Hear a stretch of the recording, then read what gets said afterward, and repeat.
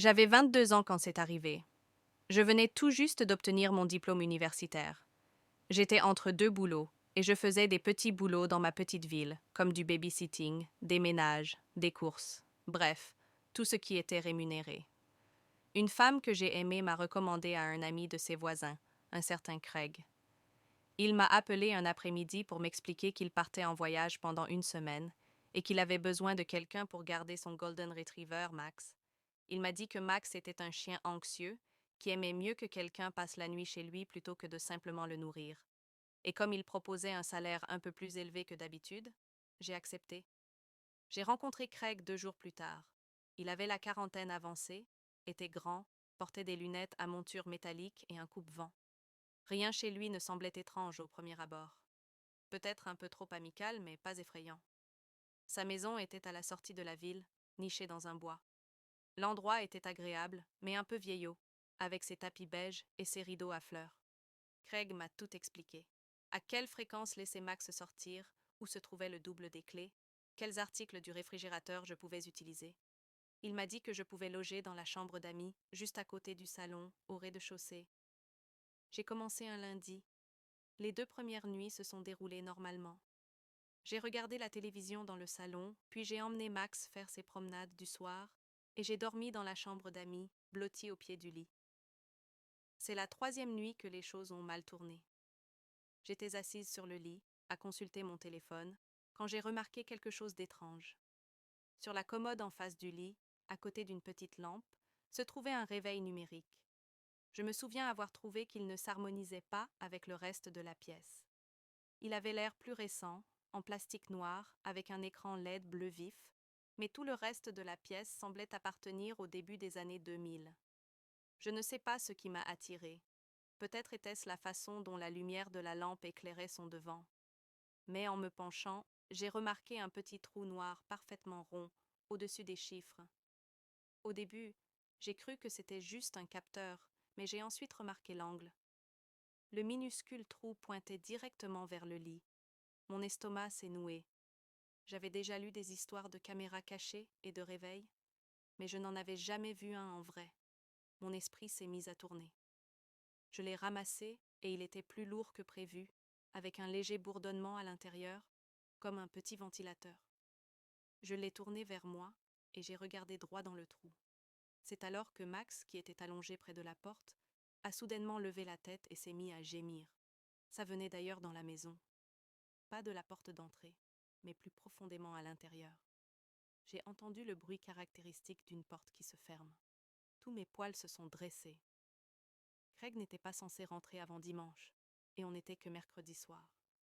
Je me suis figée, l'horloge entre les mains, le cœur battant si fort que j'en avais presque mal. Puis j'ai entendu des pas lents sur la moquette du couloir. J'ai vite reposé l'horloge et me suis dirigée vers la porte, la verrouillant juste au moment où les pas cessèrent dehors. C'est alors que la voix de Craig m'a traversée, calme, mais légèrement essoufflée. Il disait qu'il avait oublié quelque chose la dernière fois qu'il était venu et qu'il avait besoin que j'ouvre la porte. Je ne pouvais pas parler. Un instant plus tard, il m'a dit que ce n'était pas ce que je pensais, affirmant que c'était un détecteur de mouvement pour le chien et qu'il ne voulait pas m'effrayer en le mentionnant. Je me suis éloignée de la porte, la main sur la bouche. Il m'a dit de sortir et que nous parlerions comme des adultes, mais comme je ne répondais pas, ses coups se sont transformés en coups violents. Il m'a crié d'ouvrir la porte d'une voix qui n'était plus calme, mais aiguë et colérique. Max s'est mis à aboyer et à sauter vers la porte, ce qui n'a fait qu'accroître l'agitation de Craig. J'ai jeté un coup d'œil à la fenêtre, qui était suffisamment basse pour que je puisse sortir, mais elle était verrouillée. J'ai donc tâtonné avec la trappe, ma main tremblant tellement qu'il m'a fallu 3 essais pour l'ouvrir. Derrière moi, Craig martelait toujours la porte, criant que si je n'ouvrais pas, il prendrait la clé de la chambre et appellerait la police pour leur dire que j'étais entrée chez lui. Je n'ai pas attendu d'en savoir plus. J'ai ouvert la fenêtre, je suis sortie maladroitement et me suis laissée tomber sur l'herbe. Max s'est précipité à ma poursuite, ses ongles claquant sur le rebord de la fenêtre, mais il a fini par abandonner et n'a pas sauté. J'ai traversé le jardin en courant et descendu l'allée de gravier jusqu'à la route. Mon téléphone était dans ma poche et j'ai appelé ma mère, qui habitait à 15 minutes. Je lui ai dit de venir me chercher immédiatement. Lorsqu'elle est arrivée, j'étais cachée derrière un amas de boîtes aux lettres. La maison de Craig était hors de vue de cet endroit, mais je n'arrêtais pas de regarder par-dessus mon épaule. Je suis restée chez ma mère le reste de la nuit. Le lendemain matin, j'ai bloqué le numéro de Craig et j'ai appelé l'avocat. Il m'a dit que sans preuve matérielle, comme un enregistrement de la caméra ou de l'appareil lui-même, porter plainte serait difficile. Même si l'horloge était une caméra cachée, Craig pourrait prétendre qu'il s'agissait d'un détecteur de mouvements inoffensifs.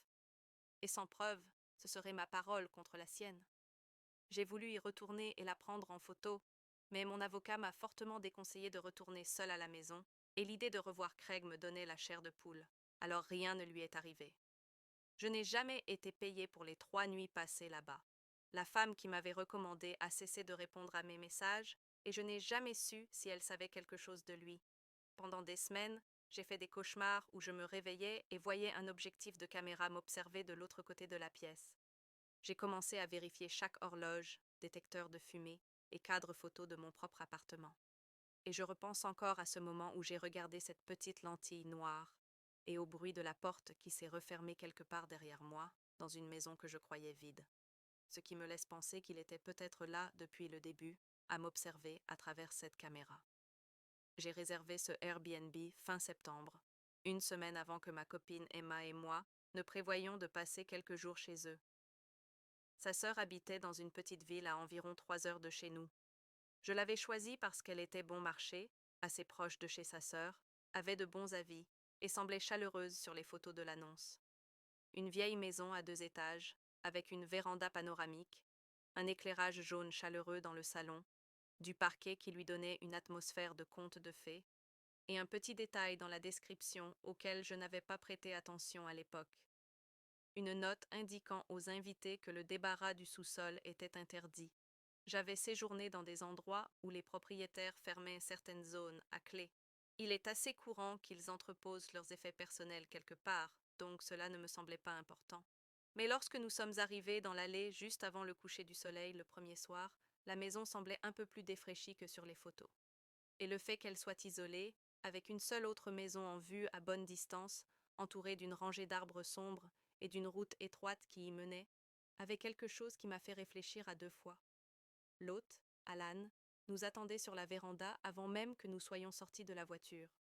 Il était grand mais légèrement voûté, peut-être la fin de la cinquantaine, avec de fins cheveux gris soigneusement peignés. Il portait une chemise de flanelle impeccablement repassée, rentrée dans son jean. Il souriait, mais c'était le genre de sourire qui n'atteignait pas tout à fait ses yeux. Cela me faisait penser à Monsieur Bett, un peu trop expérimenté.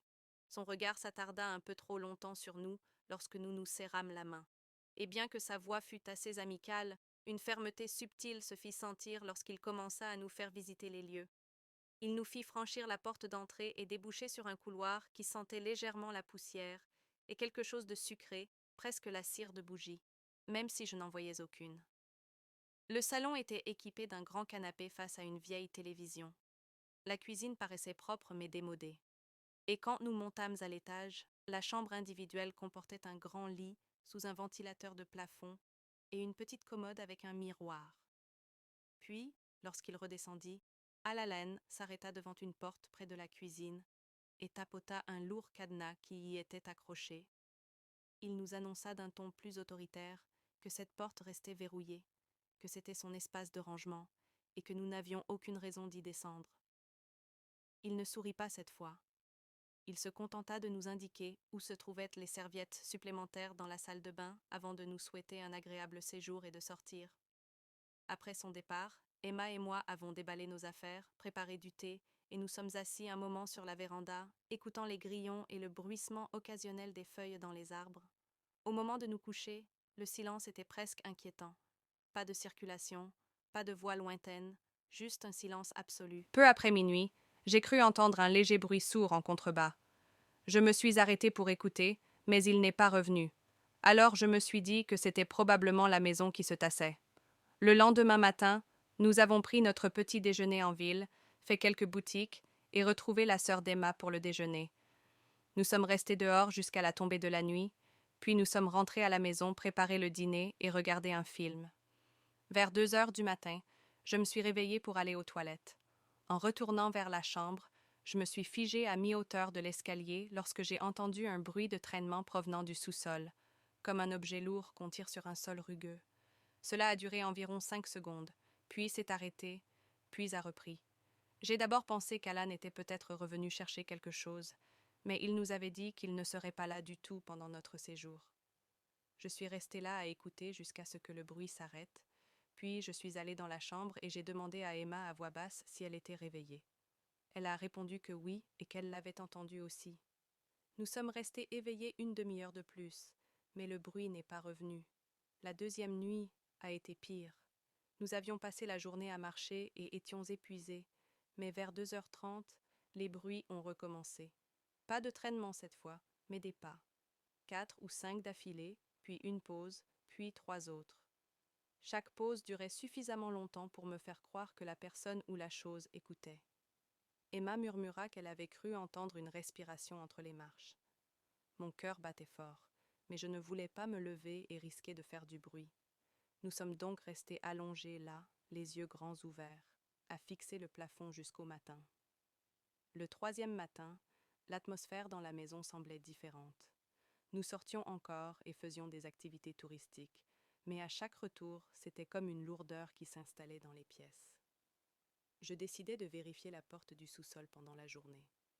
Elle était toujours verrouillée, mais en m'approchant, je crus sentir une odeur faible et désagréable, comme de l'air vicié et humide mêlé à un soupçon d'amertume. Cette nuit-là, les bruits commencèrent plus tôt, vers minuit. D'abord un léger cliquetis métallique, comme du métal frappant contre quelque chose de dur, puis de nouveau des pas, intermittents pendant près d'une heure. Emma m'a à peine adressé la parole avant de me coucher. La quatrième nuit fut le point de rupture.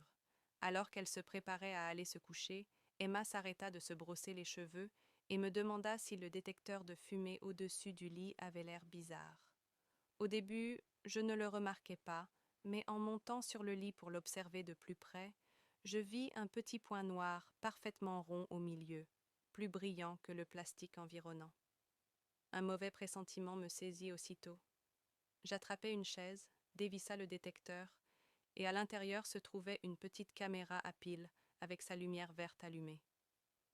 Emma s'assit sur le lit, pâle et silencieuse, tandis que je fouillais le reste de la pièce et trouvai une autre petite lentille perçant un trou dans le mur près du miroir de la commode, toutes deux pointées directement sur le lit.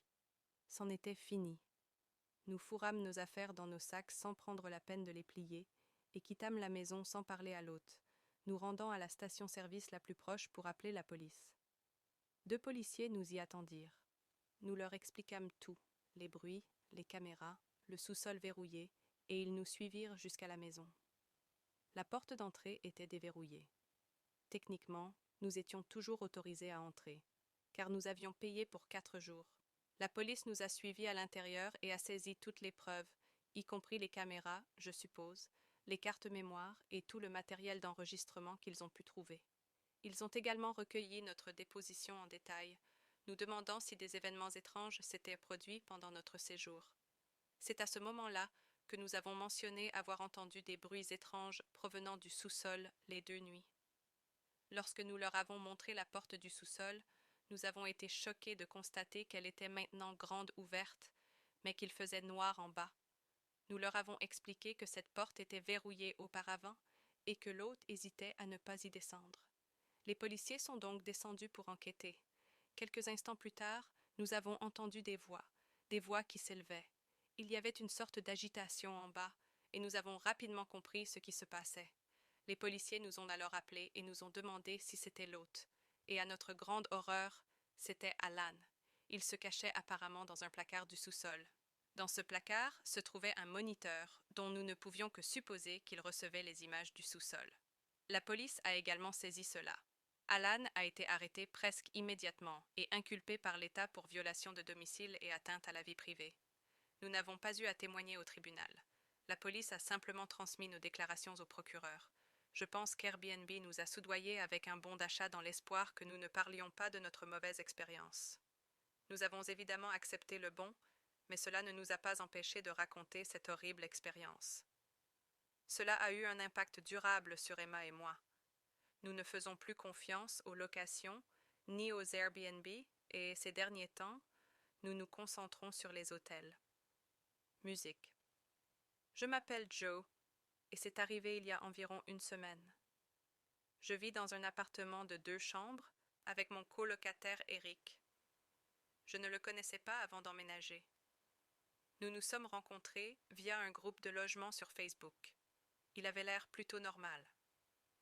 Quand on s'est rencontrés pour la première fois pour visiter l'appartement, il était calme, poli et un peu gêné, mais pas vraiment dans le mauvais sens du terme.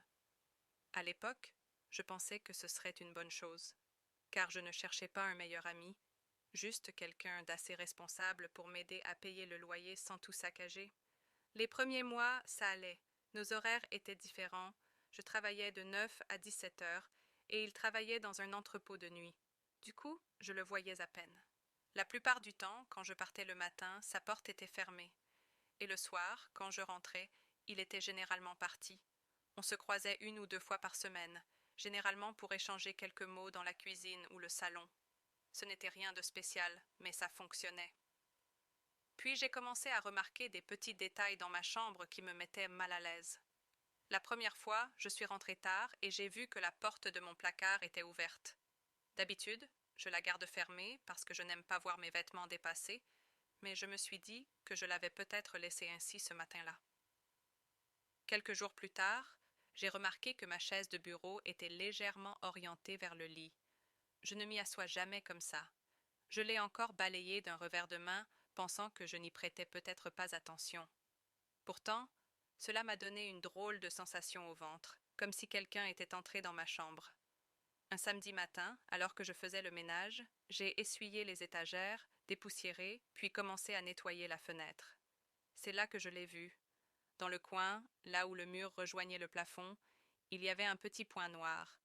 J'ai pensé que c'était une vis ou un trou dans le mur, mais en m'approchant, je me suis figée. C'était une minuscule caméra, une petite caméra sans fil pointée droit sur mon lit. Ma main tremblait en la détachant du mur. Elle n'était même pas bien cachée, juste collée avec un petit morceau de colle. Il y avait un emplacement pour une carte mémoire, mais la carte manquait. Je suis restée là, la tenant, la nausée. J'ai repensé à toutes ces nuits passées ici à dormir, à me changer, et même à avoir des relations intimes avec des femmes. Le seul qui aurait pu le mettre là, c'était Eric. Il était le seul autre à avoir accès à ma chambre. À ce moment-là, il n'était pas là. Sa porte était fermée et l'appartement était silencieux. Je restais dans le couloir, le cœur battant, à fixer sa porte. Je me suis dit de ne pas le faire, mais la curiosité l'a emporté. J'ai lentement tourné la poignée et ouvert. Sa chambre sentait le renfermer, la nourriture périmée et le linge sale. Les stores étaient rabaissés et la pièce était sombre, malgré le milieu de la journée. Son lit était défait et son bureau encombré de papiers, de courriers non ouverts et de monnaie. J'ai cherché un peu, m'attendant presque à trouver une autre caméra ou peut-être des enregistrements sur son ordinateur portable. Mais rien de flagrant, juste une pièce en désordre. J'ai fermé la porte et suis retournée dans ma chambre, mais je n'arrivais pas à me débarrasser de mon malaise. J'ai décidé de tester. Lui. J'ai rangé l'appareil photo dans le tiroir de ma table de nuit, sous des chaussettes. Mon plan était simple. S'il venait le chercher, je serais sûre que c'était lui qui l'avait caché. Pendant 2 nuits, rien ne se passa. J'étais encore tendue, mais comme il n'y avait aucun signe, je commençais à penser que j'avais peut-être trop réfléchi. Puis vint la 3e nuit. Je me suis réveillée vers 3 heures du matin. Au début, je ne savais pas pourquoi, mais j'ai entendu un bruit. Un bruit léger, comme du bois qui glisse contre du bois. Puis j'ai réalisé que ça venait de juste à côté de moi, du tiroir de ma table de nuit. J'ai entr'ouverte les yeux, faisant semblant de dormir. Dans la faible lumière qui traversait les stores, j'ai aperçu une silhouette. C'était Eric. Il se tenait dans ma chambre, penché sur ma table de nuit, fouillant dans le tiroir où j'avais caché l'appareil photo. J'ai senti ma poitrine se serrer et mon cœur battre si fort que j'étais sûre qu'il l'entendait. Je suis restée immobile, ne sachant que faire. Et puis il s'est arrêté, Il s'est figé et est resté là, complètement immobile. Lentement, il a tourné la tête vers mon lit. Il me regardait droit dans les yeux. Un instant, j'ai pensé qu'il n'était peut-être pas sûr que j'étais réveillée, mais ensuite il a parlé. Il a dit qu'il savait que j'étais réveillée. J'ai senti une vague de glace me parcourir l'échine en disant cela. Puis il m'a demandé ce que j'en avais fait. Je me suis redressée brusquement, la peur se transformant en colère. J'ai exigé de savoir pourquoi il avait installé une caméra dans ma chambre. Il m'a regardé fixement et m'a dit que c'était parce qu'il pensait que je le volais. Je lui ai répondu que c'était ridicule, que ça n'avait aucun sens. J'ai dit qu'il avait braqué la caméra sur mon lit et que c'était l'une des choses les plus dingues que j'ai jamais vues. Il a essayé de me faire croire qu'il voulait juste des preuves, mais je n'y ai pas cru. Je lui ai dit qu'il mentait et qu'il m'espionnait. On s'est mis à se crier dessus. Il n'arrêtait pas de répéter que j'exagérais. Je lui ai dit que j'allais le dénoncer au propriétaire et peut-être même à la police. Ma voix tremblait de peur et de rage. Finalement, j'ai ouvert le tiroir, attrapé l'appareil photo et l'ai brandi. Je lui ai dit que c'était une preuve et qu'il ne le récupérerait jamais. Je suis sortie en trombe de ma chambre, je suis allée dans la cuisine et j'ai jeté l'appareil photo directement à la poubelle, pensant l'avoir cassé. Je lui ai dit de rester hors de ma chambre et que le lendemain, je raconterais tout au propriétaire. Eric se tenait dans le couloir, les poings serrés, me fixant d'un air vide. Puis il s'est retourné et est rentré dans sa chambre sans un mot. Je n'ai pas fermé l'œil de la nuit. Je me suis assise sur le canapé avec la télé allumée, trop effrayée qu'il revienne dans ma chambre. Le moindre bruit dans l'appartement me faisait sursauter. Quand le soleil s'est enfin levé, j'ai vérifié la poubelle. L'appareil photo avait disparu. C'était il y a une semaine. J'ai raconté au propriétaire ce qui s'était passé. Il a dit qu'il allait se renseigner, mais rien n'a encore été fait. Eric vit toujours ici. On ne se parle pas, mais la façon dont il me regarde quand on se croise me donne la chair de poule. On dirait qu'il attend que je dise ou fasse quelque chose. Je ne sais pas pourquoi il a vraiment installé la caméra dans ma chambre. Son excuse pour le vol était un mensonge flagrant. Je ne sais pas ce qu'il voulait filmer ni ce qu'il comptait en faire. Et honnêtement, je ne veux pas le savoir. Mais chaque soir, quand je me couche, j'ai l'impression qu'il y a d'autres caméras cachées autour de moi, peut-être à des endroits que je n'aurais pas pensé à vérifier. J'ai fouillé toute la pièce sans rien trouver. Pourtant, cette pensée me trotte dans la tête. Hier soir, j'étais réveillée tard et j'ai entendu des pas dans le couloir, puis ils se sont arrêtés juste devant ma porte. Pendant plus d'une minute, le silence régnait, à l'exception de légères fissures dans le parquet devant ma porte, dues à sa pression. Il est resté planté là comme un monstre pendant quelques minutes, jusqu'à ce que j'entende enfin ses pas s'éloigner de la porte. J'envisage de déménager. J'essaie aussi de déterminer s'il est possible de porter plainte pour atteinte à la vie privée ou autre. Vu que je n'ai même pas pensé à prendre la caméra en photo ni à enregistrer la confrontation. Je n'ai même pas de SMS de sa part avant d'avoir placé la caméra là. Je n'ai littéralement rien. Bref, souhaite-moi bonne chance dans cette situation, car je ne sais pas quelle sera l'issue.